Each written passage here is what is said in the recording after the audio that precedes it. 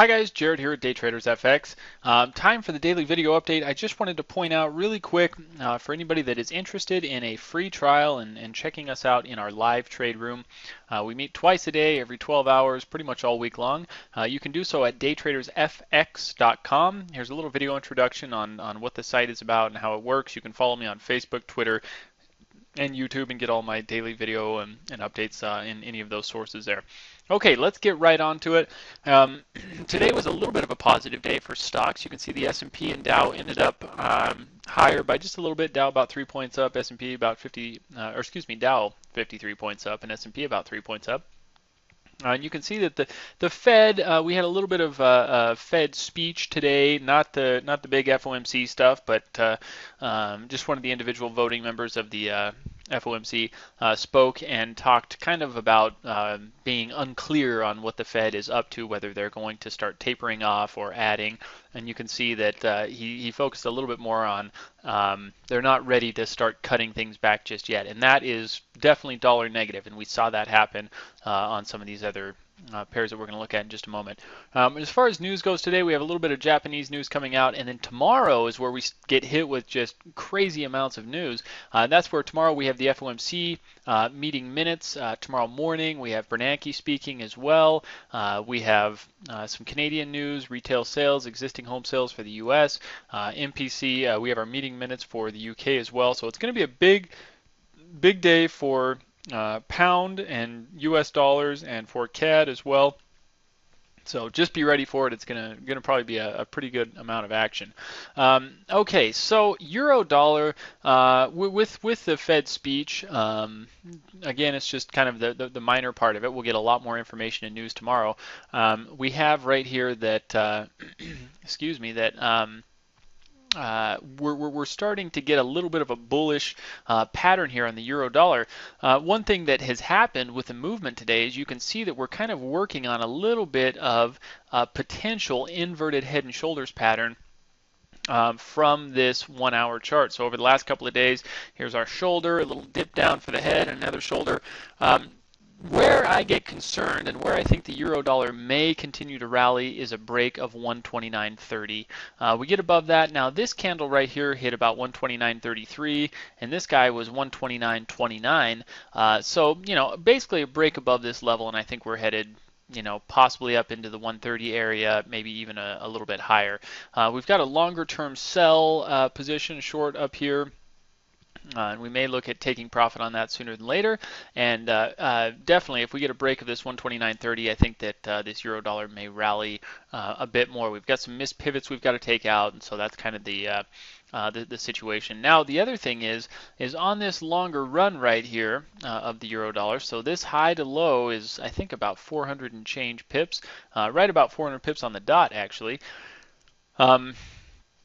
We have crossed the 23% fib and we have not yet reached the 38, and the 38 sits right there at just about 129.50. So it looks like, you know, for all intents and purposes, it looks like we may be reaching that 38% fib at some point in the near future. So again, you know, a little run there of 20 or so pips from the 129.30 to the 38% fib. But again, I think if we break this, we're probably headed a little bit higher, even potentially into that 50% fib up there at around 129.95.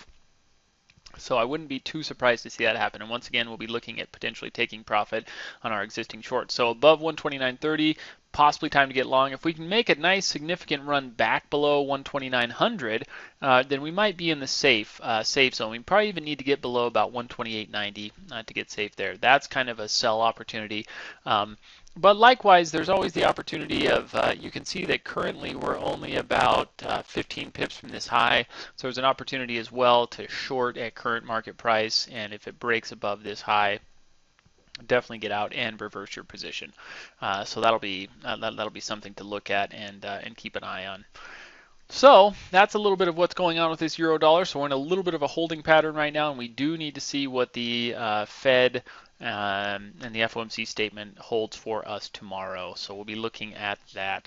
Pound dollar has done kind of a similar little movement here on the shorter term run. You can see that we powered above that 23 and turned around at the 38. and then pushed a little bit above that 38, came shy of the 50, and we're still kind of back down below here.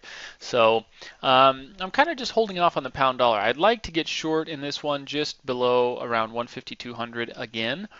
We have a nice position on this one as well that is currently up here a good little ways, about 153.15. So you can see that that one's up, 150 or so pips. And again, I'm just kind of waiting on this pound dollar. We did end up with a pretty nice little pin bar down here on the 4-hour chart, which is pretty bullish, and we may see a little bit of a bounce. We're still, pretty bearish candle on this daily chart, and so I'm not looking for a huge move up, but I think we might end up with something a little tiny bit closer to that 152.00. So again, I'm just kind of holding. We have big news coming out for the UK. In several hours, and big U.S. news. So these are going to be, better kind of safe than sorry kind of entries. So we'll be looking at that. Aussie dollar is running along nicely. You can see it's just bouncing along this channel here. I'm in a bit of a holding pattern myself on the Aussie dollar. We have a nice little hammer here and a nice little bullish reversal candle right here as well. This Aussie dollar, if we go from the high to the low of the last couple of weeks, our first level is the 23% fib here, which is 98.70. We may make it up to that area. This will, once again, if we cross this, we can be looking almost for that parity 99, 60, 70, 80 area. But as long as we stay below this, I think there's some good bearish potential, and you can see here that we have a nice little kind of short-term double top with some reversal candles and so on at around 98.40. So below this, I think we've got a pretty good chance to stay bearish. If we break above this, then there's probably going to be a nice little short-term opportunity, at least into that 200-day moving average. So there will probably be about 40 to 50 pips of upside movement on that one, but it's going to really be about this 98.40 area. So watch that closely, look for a break, and look for the bounce as well. Not interested in anything on the euro, yen, or gold for the moment. Aussie yen, still very interested in this one. This is running up very nicely. I still stand by, a break below about 100.30/20 area. I'd like to go short. I think that this Aussie yen has got a great opportunity to really sell off here. But it may not, so we're going to keep an eye on it. So if we get below 100.30, that's going to get us out of this short-term channel of the last couple of days. We're just right in the middle of it. I don't really have a good buy area to get long, except for maybe a reversal candle off the bottom of this channel. But I'm really looking for a break back below, once again, 100.30, and we'll see if we can get short on this one. So it's going to be, again, a bit of a holding pattern, a bit of a wait and see, but I think we've got some great opportunities coming up here on the Aussie yen, on the euro dollar, on the pound dollar, and even on the Aussie dollar to really get some nice continuations for the coming rest of the month and the rest of this trend that typically happens in the month of May going into summer. So we've got plenty left. Stay tuned, and we'll have more entries and details coming. Make sure to follow me on Twitter. Thanks, everyone.